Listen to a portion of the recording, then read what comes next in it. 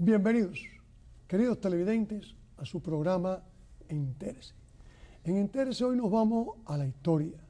Y en la historia nos vamos muy cerca de nosotros, porque casi todos somos hijos o nietos de españoles. Nos vamos para la madre patria. Nos vamos para el imperio español.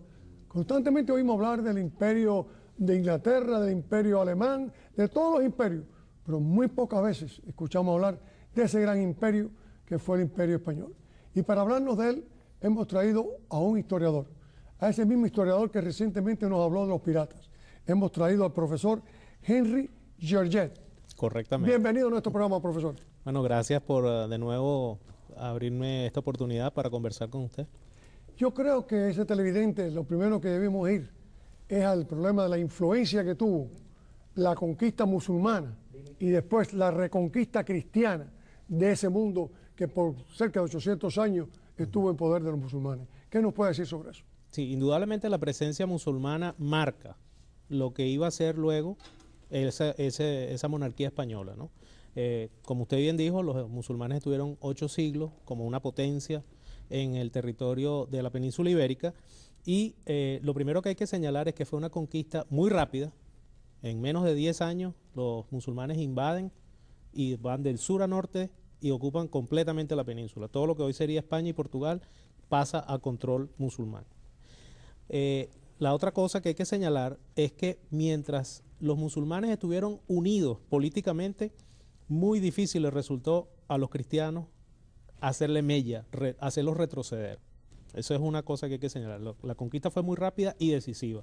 Los musulmanes tuvieron un control casi absoluto mientras se mantuvieron unidos. Cuando hubo fracturas y divisiones y disensiones en el seno de ellos mismos, allí fue cuando fue posible el avance cristiano. Y por otra parte, hay que señalar que la idea que nosotros tenemos tradicionalmente es que es una guerra entre dos religiones, ¿no? Por una parte vienen los musulmanes y luego vienen los cristianos en contra, y una lucha muy feroz y una lucha de un gran fanatismo religioso. Esa es la idea tradicional que nosotros tenemos. Y ¿quién no ha oído hablar de del fanatismo español, de la Inquisición española? Pues resulta que todas esas cosas son muy posteriores. Inicialmente no había ese fanatismo ni del lado cristiano ni del lado musulmán. Esos 800 años de los musulmanes, ¿cómo fue? Óyeme, el que más y el que menos nosotros tiene que tener también de musulmán. Porque es increíble, 800 años en la madre patria, pues es increíble. O sea, ¿cuál fue su influencia allí? Bueno, primero que en esa época lo que era el mundo musulmán era piensa que esa es la Edad Media en Europa. En cambio, el mundo musulmán era un mundo de gran amplitud en las artes, la ciencia, la cultura.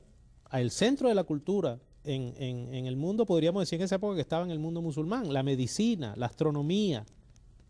Pensemos en hombres como Avicena y Averroes, hombres que podían traducir e interpretar a Aristóteles y a Sócrates, mientras que tenemos también judíos muy notables como Maimónides. Todas esas personas, judíos, cristianos y musulmanes, vivían en la península y a veces en relaciones de armonía. Los musulmanes, cuando llegaron a España y en muchos territorios que ocuparon, ellos no reprimían a los judíos ni a los cristianos, a quienes llamaban pueblos del libro. Decían, bueno, tienen en común la Biblia, que después de todo los musulmanes tienen el mismo Dios que los judíos y que los cristianos. No hay Dios sino Dios, es el mismo Dios. Y Mahoma es su profeta. Ahí es donde se diferencian de los cristianos y, por supuesto, de los judíos que no reconocen ni al Mesías cristiano ni a Mahoma como el profeta. ¿Y esa reconquista? La reconquista, ¿Qué argumento se usa para los cristianos para si se llevaban también todos ir al proceso de reconquistar España? Bueno, al principio la reconquista fue una cosa que ni siquiera fue oficial. La reconquista empieza a veces por el simple campesino que vivía en el norte, en las zonas montañosas del Cantábrico, lo que sería hoy Asturias y el País Vasco. En esas regiones había hambre, había escasez, había sobrepoblación. Entonces los cristianos se fueron metiendo a la llanura, bajando. Y muchas veces tenemos la imagen de que venían los ejércitos cristianos y detrás venían los campesinos. Muchas veces era al revés, venían los campesinos y detrás venían los ejércitos cristianos. Entonces fue una reconquista demográfica, campesina, agraria en algunos momentos. Cuando se empiezan a dar los conflictos internos dentro del mundo musulmán y se divide, surgen los llamados reinos de taifas, que es que se fragmenta el poder político en el mundo musulmán y entran en lucha entre ellos y a veces en lucha con los reinos cristianos. Y ahí cristianos y musulmanes peleaban todos contra todos. Entonces no había ese concepto. Sí. Hubo alianzas entre cristianos y musulmanes para luchar contra otros el Cid, esa persona que todos tenemos, el famoso Cid campeador, que es esa imagen de España, en realidad era un hombre que podía hoy pelear al servicio de un rey cristiano y mañana al servicio de un rey moro. ¿Usted está diciendo que el Cid fue un mercenario? Casi que fue un mercenario. Y también luchaba por sus propios intereses políticos. Cuando él conquista Valencia, él no está conquistando Valencia para ponérselo al servicio del rey de Castilla. Esa es la historia que vemos en películas, por ejemplo, como la del Cid campeador con Charlton Heston. Lo montaron muerto arriba del caballo, así todo. Eso sí dicen que tiene algo de verdad, pero lo importante es que él no conquista Valencia para el rey, él conquista Valencia para él. Entonces ahí está un poco lo que estamos viendo, que no eran, él no es un héroe nacional en el sentido de que él no es un héroe cristiano que está luchando contra los moros para expulsarlos, ni mucho menos. Él está luchando para él. Interesantísimo eso que estamos escuchando del profesor. Sí. Todos, por lo menos yo, tenía una idea diferente, muy diferente a esa. Claro. ¿Qué tiempo demora los cristianos en reconquistar España? Bueno, eso es una lucha que, como le digo, toma muchos siglos. Cuando se produce el fraccionamiento de los moros, entonces es cuando avanzan los cristianos rápidamente, pero ya realmente comienza en firme alrededor del año 1000. Y para el año 1200 ya casi todo lo que es la península ibérica está en manos de reyes cristianos, excepto el reino de Granada, que va a seguir hasta 1492, que es el año cuando Colón zarpa para América. Aquí hay unos personajes ahora que tienen mucha importancia para nosotros, por eso mismo, por Colón, que son los de Castilla y Aragón, los reyes católicos. Exactamente, los reyes católicos, ¿no? ¿Cuál es la función de ellos? ¿Qué cosa era Castilla, qué cosa era Aragón? ¿Cuánto hay de verdad en esa fusión de esos dos lugares a través de Isabel y de Fernando? ¿Qué hay de todo eso, de verdad? Bueno, cuando se produce el matrimonio de la reina Isabel de Castilla y de Fernando, el rey de Aragón, ¿okay? España no era una realidad política. España era una realidad geográfica, histórica, como por ejemplo Italia. Italia no es una nación, todo el mundo hablaba de Italia, pero Italia no es una nación sino hasta los 1800. Lo mismo ocurre con Alemania. Alemania era una realidad geográfica, pero no es un país conformado sino hasta final de los 1800. Lo mismo cuando Fernando e Isabel se casan, que son llamados los reyes católicos, en realidad Fernando es el rey de Aragón e Isabel es la reina de Castilla. Isabel no reina sobre Aragón y Fernando tiene muchas limitaciones sobre lo que es Castilla. Entonces, pero los dos juntos, los dos juntos tratan de establecer una autoridad monárquica. Unen todo. Exactamente. Bueno, el ejército en esa época está naciendo como ejército. En esa época no habían ejércitos nacionales como los hay ahora. ¿Okay? Muchas veces los reyes combatían con tropas mercenarias. Por ejemplo, en esa época son muy famosos los mercenarios suizos, ¿verdad? Que van a verse en todos los conflictos europeos. Pero empieza a surgir lo que sería el ejército nacional, que está conformado por los famosos tercios, que son esas unidades de infantería. Recordemos que en la Edad Media la caballería era la que reinaba, los caballeros, pero surgen ejércitos de infantería y los tercios españoles son muy importantes en todo esto. Entonces, no había verdaderamente una institución nacional española mientras comenzaban a reinar Fernando y Isabel. La primera institución española, que tenía autoridad y jurisdicción sobre todo, sobre los dos reinos, irónicamente fue la Inquisición.